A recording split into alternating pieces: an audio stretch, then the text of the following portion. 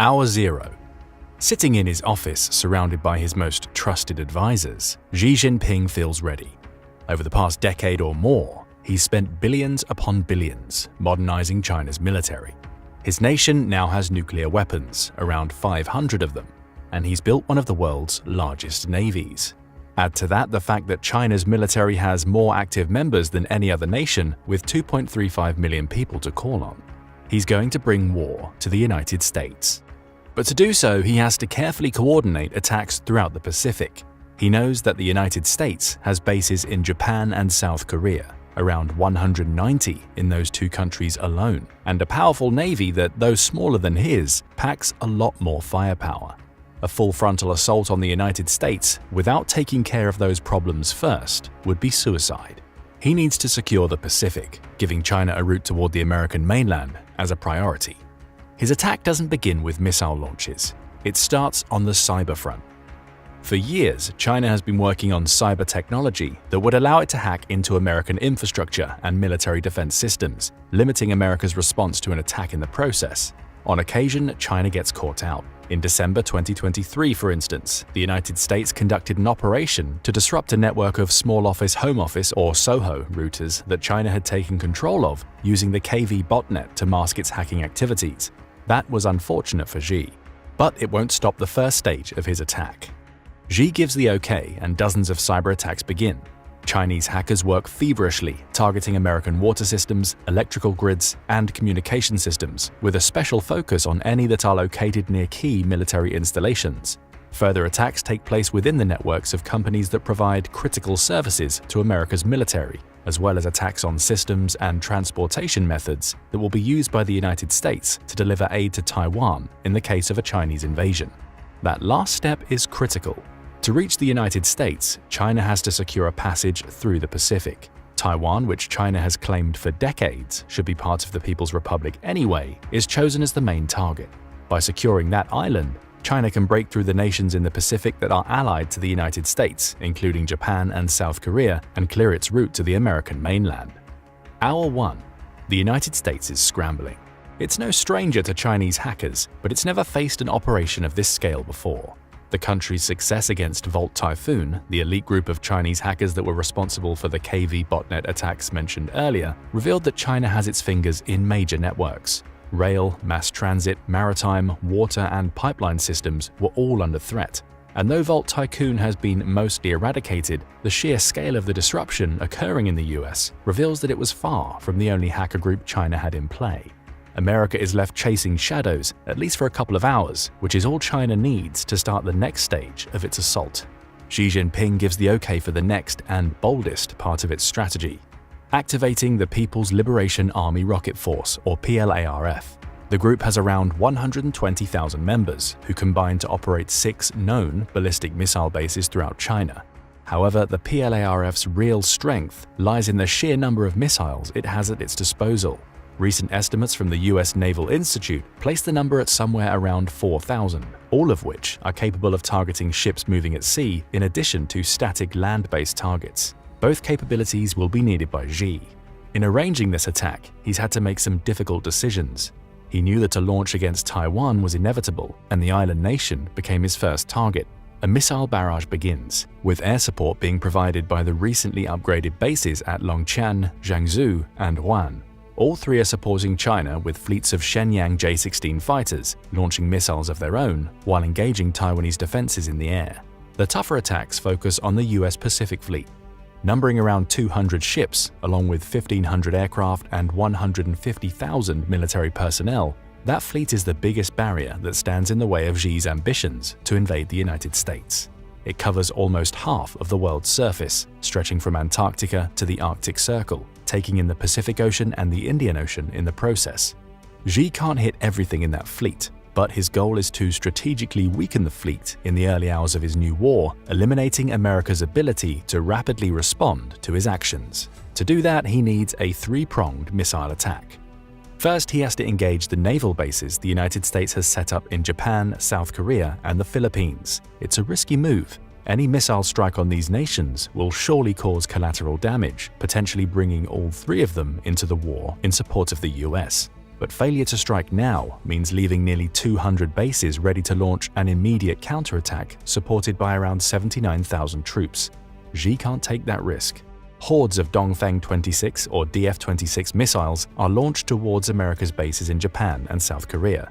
Each missile has a range of 2,485 miles, easily ensuring they can reach their targets. They are accompanied by shorter-range missiles, such as the DF-16, for a simple reason. Xi needs his DF-26s for attacks further afield. Those very missiles are also part of the second part of China's missile barrage, attacking closer to the United States. More are sent flying toward Guam, targeting the Andersen Air Force Base in Yaego, as well as Naval Base Guam in Santa Rita. Xi also unleashes the new jewel in China's missile crown to strike Hawaii. The DF-27 is a hypersonic missile that can just about reach America's east coast and is capable of evading US missile defenses. It'll be Xi's chief weapon when attacking the American mainland, at least during the early stages of the war. Finally, the third strike, attacking American ships that are currently in the Pacific. Chief among the targets will be the small fleet of cruisers America has in the water near China, including the USS Shiloh and USS Mobile Bay. All told, there are 9 of these ships, all packed with heavy armaments and strong anti-air defenses that China hopes to either eliminate or damage heavily. Secondary targets include the much larger fleet of US Navy destroyers, which pack less of a punch than the country's cruisers but will still be enough to cause serious damage to the Chinese fleet if they're allowed to go unchecked. There are dozens to target, and Xi knows that he won't be able to take out all of them. But the more he can destroy with missiles now, the easier he'll find his invasion of Taiwan and subsequent passage to America. However, Xi's missiles won't have clear paths to their target. Though his cyber attacks have left the United States scrambling, it hasn't shut down the country's missile defense systems. America's DSP satellites, overseen by its Space Force, easily detect China's missile launches, giving President Joe Biden time to organize the country's defenses. Chief among these will be its ground-based interceptors, or GBIs, of which there are currently 44 active in the United States. Most of these systems, 40, are stationed in Alaska, though they're still capable of destroying intercontinental ballistic missiles, ICBMs, traveling at around 15,000 miles per hour. The other 4 are stationed in California, much closer to China's Hawaiian targets, and will be responsible for providing most of America's defenses against China's missile barrage. There's just one problem. What if any of the missiles contain nuclear warheads? Biden consults his advisors, who conclude that possibility is unlikely. American satellites show that the missiles are on course to hit its Pacific bases and Hawaii, suggesting a conventional strike. If Xi were going nuclear, his ICBMs would be on their way to Washington and other key strategic locations in the American mainland. Right now, the strategy is clear: evacuate troops from the anticipated strike zones and hunker down. A counterattack will come, but at present, the US has to rely on its missile defense systems. Across the Pacific, Xi watches and waits as the first of his missile barrages travel toward their targets in Japan and South Korea. Both have activated their missile defense systems to guard America's bases, with the platform they rolled out alongside the US toward the end of 2023, giving them advance notice of the missiles China has launched. Many get shot out of the sky, falling harmlessly into the Pacific, but the sheer number of Chinese missiles overwhelms the defenses. Okinawa is practically destroyed. As home to most of America's overseas military in Japan, it was the chief target of these strikes. At the Kadena Air Base, missiles rained down on F-15 Eagle fighters, E-3 Sentry planes, and KC-135 Stratotankers. The latter are especially important targets. They'll limit America's ability to refuel its aircraft in the air, restricting them to using the bases that China is so steadfastly attacking. The strike could be considered a success, killing thousands of American troops in the process. But Xi knows the bases aren't fully out of commission.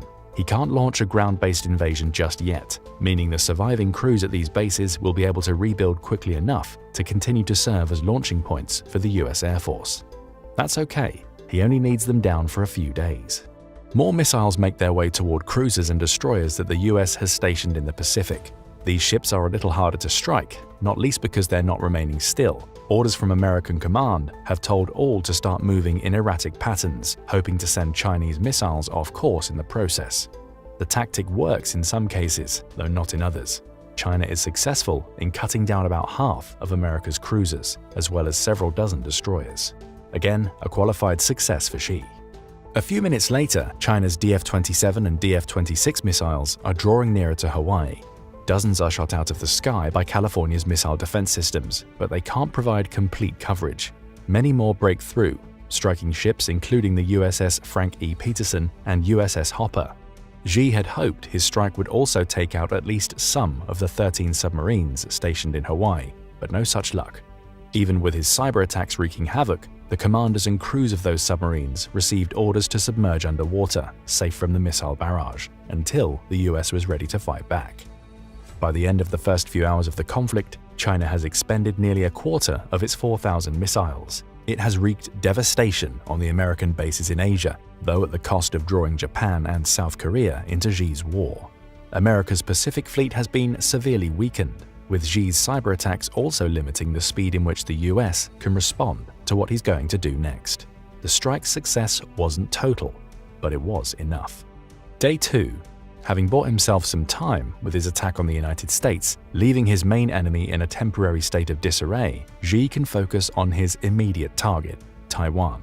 China has spent the last day battering Taiwan with short-range missiles. The barrage has been successful in taking out several targets, including the smaller islands surrounding Taiwan, but it's also faced a steadfast defense from the US-made Patriot air defense system stationed on the island, as well as Taiwan's own Skybo surface-to-air ballistic missile defense systems. Still, the barrage will have to end soon, if only because Xi wants to send ground troops in to take the island. He can't risk killing his own people in friendly fire situations. After a 24-hour bombardment in which China expends hundreds of missiles, Xi assesses the damage he's caused. Crucially, his attacks on America's overseas bases, as well as America itself, will delay its navy in reaching the Taiwan Strait, and the missiles he's fired at Taiwan have severely weakened its naval defenses, while fighter planes from Longqian, Jiangsu, and Huan keep the country's air force occupied. He feels ready to start landing troops on the Taiwanese mainland, but therein he finds a problem. His landing options are limited. That's partially due to the actions of Taiwan's president, Tsai Ing-wen. She's been preparing for an attack from China for several months, especially in the wake of Beijing growing bolder by conducting military and naval operations in the Taiwan Strait. As soon as the missiles started flying, Tsai sent orders to defensive positions on both sides of the island. To the east, Taiwan benefits from having an extensive network of cliffs. Tsai anticipates that Xi will look to blockade that side of the island with his navy, but is unlikely to launch a full invasion from the east. Still, soldiers are placed on alert, telling them to prepare to fight against ground troops that might try to climb the cliffs, which have gradients of at least 15%. If need be, those troops will receive orders to destroy the routes built through the cliffs that lead to the mainland. Her main focus lies in Taiwan's west. As the coast closest to China, it's going to be the point of ingress into the island. Tsai places all 15 major ports and harbors on that coast on high alert, with orders for their destruction in place if China's forces get near. Tsai can't afford to allow China to set up a naval presence on the island itself if it manages to invade. Then there are Taiwan's beaches. All are heavily fortified, with any Chinese troops that manage to land having to make their way through scores of barbed wire-laden defenses just to achieve any hope of reaching the roads that lead to Taipei. The waters leading to most of those beaches are less than 50 feet deep, meaning China can't land troops en masse. It must take them most of the way before ferrying them across in smaller vessels, all while being subjected to missile fire from Taiwan. Those waters are also packed with shallow mines, with the beaches also containing anti-landing spikes that will prevent China's tanks from making inroads. And if worst comes to worst, Tsai can collapse the roads leading into Taipei from the west, forcing Chinese troops to navigate challenging terrain if they ever hope to reach Taiwan's capital. Tsai is going to make this a war of attrition, and that spells bad news for Xi. Day 3. The United States is almost ready to counter the initial Chinese offensive. But before it does, Biden puts on his diplomatic hat as he prepares to exploit a key weakness in Xi's plan. One of China's biggest challenges in the war is economic. The country relies heavily on importing goods, spending $2.56 trillion in 2023 alone. Biden has spent the last 3 days organizing heavy sanctions against China, with America's network of allies finally paying off. China will not only struggle to import goods and equipment from the United States, but it'll also be cut off from its European trade partners. All agree to not sell to or buy from China, essentially creating a blockade for as long as the war lasts. That blockade extends to oil. China imports 11.8 million barrels of oil per day to keep itself running. Much of that oil comes from Russia, which is now responsible for about 19% of the oil China buys annually. However, the other 81% comes from countries like Saudi Arabia, which are allied to the United States.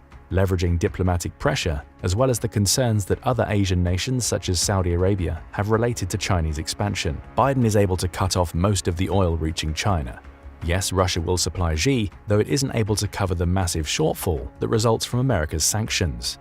And given Putin's war in Ukraine, he also can't risk Russia's trade with other countries for the sake of solely supporting China, especially given that he faces his own sanctions. Xi didn't expect this. Now he faces a shutdown. China has to defeat the United States in a matter of months, or else its resources will dwindle to the point where it's practically starved out of the fight that it started. Day 4. With sanctions in place and trade routes in the process of being cut off, Biden's next move is to speak to his allies in NATO. After all, China directly attacked America on its own soil by launching missiles at Hawaii. It also attacked America-owned military bases overseas, which would also constitute an attack on the US. All of this plays in Biden's favor for one reason: Article 5 of the NATO Charter. According to this article, if any NATO ally or member nation is the victim of an armed attack by another country, every other NATO member will consider this an act of violence against themselves. In short, China's attack on the United States has brought most of Europe into the fold. Biden has been cooperating with NATO members from the moment he detected China's missiles. Collectively, that makes him ready to utilize the power of 31 nations, including what's left of the United States defenses. The focal point of the counterattack is obvious: the Taiwan Strait. Xi has failed to take Taiwan with his missile barrage and now faces an extended conflict in which he's losing thousands of troops every day to his attempts to land on Taiwanese beaches. Even if he manages to break through Taiwan's defenses by simply throwing sheer numbers at the island, his troops will face an urban warfare campaign that will see them fight tooth and nail for every street they manage to claim. Xi didn't expect this. And this war of attrition all adds up to time that the US and its allies can take to prepare an attack. The strategy is to combine America's naval resources with those of its NATO allies, as well as the navies of South Korea, Japan, and Australia. The latter will also be a focal point of the counterattack, as China neglected to destroy the bases America has set up in Australia. The United States sends a fleet of ships, including most of its stock of 11 aircraft carriers, toward the Taiwan Strait. They're accompanied by one of the UK's aircraft carriers, the HMS Queen Elizabeth, loaded with Typhoon FGR-4 and F-35B Lightning jets. Similar support comes from Canada, which commits half of its 12 frigates to the American cause, as well as Japan, which sends most of its fleet of 36 destroyers. South Korea hesitates. It's happy to support the US in any way that it can, but it also has to be wary of North Korea, which could see China's attack as an opportunity for it to start a war with its southern neighbor. If South Korea commits its naval or aerial resources to America now, it leaves itself open to attack. Biden understands this, resulting in South Korea's role being to keep watch over North Korea to ensure it doesn't get involved in the conflict. And now the US has an allied fighting force that's capable of fighting against China in the sea or air. The fleet sets sail. Week 2. Xi has been bombarding Taiwan to no avail. Every attempt to land ground troops on Taiwan's beaches is met with missile strikes and fierce beach combat. Yes, he's slowly whittling away at those defenses, but for each victory he achieves, a road is destroyed or a tunnel collapsed by Taiwan, forcing his troops to divert over difficult terrain to get to Taipei. The few who managed to reach Taiwan's capital have been destroyed in urban warfare. This was supposed to be a quick victory. It had to be. Every day that China doesn't control Taiwan is another day in which American counteroffensives draw nearer. Finally, 2 weeks after his missile launches, Xi faces the prospect of American naval and aerial assets reaching the Taiwan Strait. Worse yet, they're supported by NATO and Japan, neither of which wants to see China gain more influence, be it in the Pacific or the Americas. Worse yet for China, its navy, though larger than America's, doesn't compare in terms of sheer firepower. Though Xi was successful in destroying almost 24 of America's destroyers in his missile barrage, that still leaves 68 to contend with, around 20 more than China has. And although China has more corvettes and patrol boats, neither will withstand the combined naval firepower being brought into the Taiwan Strait. Worse yet for Xi, America has an ace in the hole: its Rapid Dragon tactic. Over the past couple of years, the United States has been retrofitting some of its cargo aircraft so they're capable of dropping pallets of long-range missiles. Each pallet can be stocked up with 30 AGM-158 JASSM cruise missiles, which have a range of between 229 and 1,118 miles, depending on which version of the missile is launched. Stacked into America's MC-130J aircraft, which Xi didn't target as he didn't believe them to be a threat, these pallets start raining cruise missiles down onto the Taiwan Strait. Those missiles serve two purposes. If they hit a Chinese ship, their 990-pound WDU-42B penetrator warheads can easily destroy most targets. But even if they fail to hit, such a large barrage of missiles launched simultaneously will confuse the missile defense systems built into China's larger warships, as well as those in the 3 airbases that are the launching point for China's fighter jets. While the missile defenses are focused on a flurry of JASSM cruise missiles, more targeted strikes can take out targets. The Allied forces turn the tide in the Taiwan Strait. Month 2. Xi has lost the clear passage into Taiwan that he'd established during his initial invasion. He's still getting troops onto the mainland, though each landing is subjected to Taiwanese defenses along with assaults from the US and its allies' navies. Worse yet, he's lost air superiority. In truth, he never really had it. Taiwan's 142 F-16 fighter jets, many of which have been upgraded, may be technologically inferior to China's J-20s. The Infrared Search and Track, or IRST, built into the J-20s means that it's far more capable of tracking and eliminating a target than the F-16. But Tsai knew this, and knew that support was coming from the US. She's used her F-16s to delay rather than defeat China, just as she's used her beach and urban warfare tactics to keep China from sending hundreds of thousands of troops into Taipei.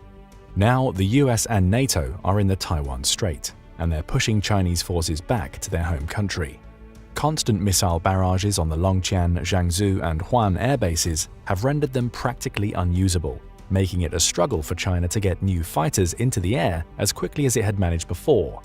America's aircraft carriers, of which it brings 8 to the Taiwan Strait, can each hold around 75 fighters, bringing the Allied forces to a total of 600 when at full capacity. Add to that the Rapid Dragon strategy, and America and its allies are shutting down every attack China attempts. It's not long before America's Navy cuts off the passage into Taiwan. Cut off from their target, China's naval and air forces begin a retreat, leaving the few thousand Chinese troops still in Taiwan stranded. They'll be picked off by Taiwan's forces in Taipei, assuming they get there. And with the US now firmly entrenched in the Taiwan Strait, it's able to land troops on the island's beaches to attack the remnants of China's forces from the rear. It's a lethal pincer movement that soon puts paid to Xi's invasion. Still, it hasn't all been clear sailing for the US. China has managed to use its strong submarine fleet, with its 6 Shang-class nuclear submarines leading the way, to take out 2 of America's aircraft carriers. It's a difficult loss, especially given that those carriers housed about 150 fighters between them. But America's submarines are just as lethal. Though it has fewer submarines than China, around 60 to China's 78, its crews are better trained and have fewer targets to strike. Both of China's aircraft carriers, brought into the conflict due to the American assaults on its air bases, are taken out, minimizing China's impact from the air. Xi has to face a very real possibility. He's about to lose this war. Month 3. China has stubbornly refused to give in to the overwhelming force being applied to it. The country's navy lies in tatters, with only a fleet of patrol boats guarding its coast to back the few corvettes and frigates it has left. Xi has called his ships back, anticipating an invasion by the United States into the Chinese mainland. Xi has failed to take Taiwan. And in attacking the United States directly, he's only discovered that America's NATO allies take Article 5 very seriously. The same goes for other allies, including Japan and South Korea, which have aided the US both because of their military alliances with the country and because neither wants to see the spread of Chinese influence in the Indo-Pacific. Xi knows he's miscalculated. Now he faces a very big question. Does he launch nuclear weapons?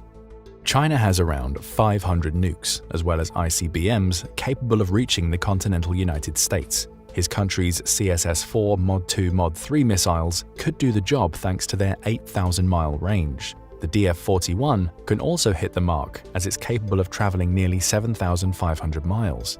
But Xi thinks better of it. Launching his nuclear weapons against the United States would mean a response in kind.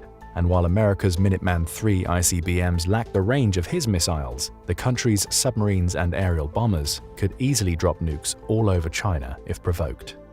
Ultimately, China is forced to capitulate, though its military would prove a strong match for the United States alone and could even have the potential to defeat its American counterpart. It simply can't stand up to such a powerful united front.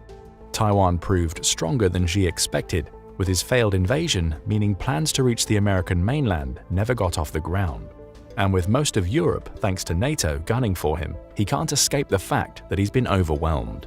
Add to all of this the effects of the sanctions and trade blockades America created within days of him starting his war. They've slowly sapped the morale of the Chinese people, resulting in them being ready for surrender. America wins the war, but it's a win that came at a cost. It will take the US years to rebuild its war-torn navy, and along with its NATO allies, it will be heavily involved in imposing military restrictions on China for years to come.